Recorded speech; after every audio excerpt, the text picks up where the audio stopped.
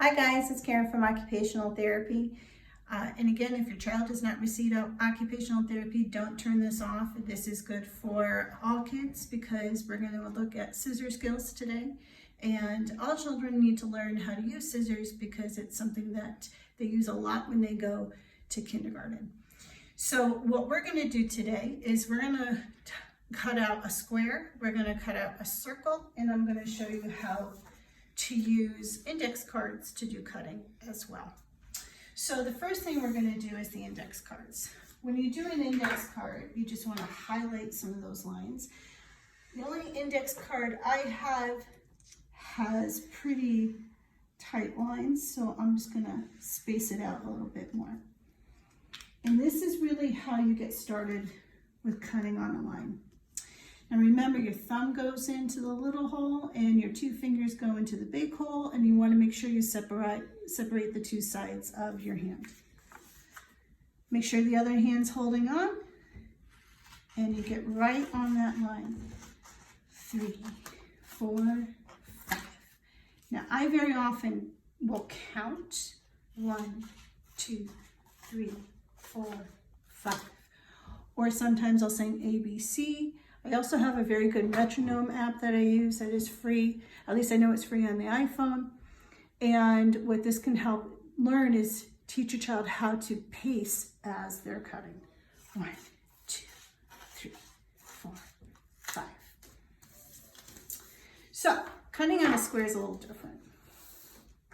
Most kids, I start when they do cutting on a square. So I just draw a line down and I draw a line across. I do half a square. And the big thing with this one is the scissors are not going to move. This hand's going to do all the work, and it's going to turn the page like that. But see how this hand's pretty much staying still. It's just going ahead and cutting. So let's do that again. And sometimes it's easier just to get rid of all this extra paper. And we're going to do a bit of a smaller square. Okay, this time we're going to do a whole square.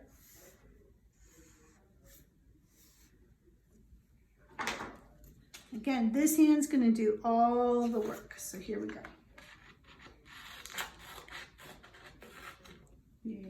And turn the paper. So you keep that thumbs up position. Turn the paper. And turn the paper.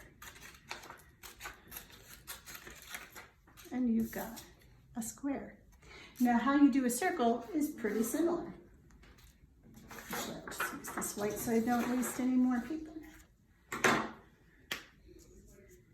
And I'm going to draw a circle. Doesn't have to be perfect.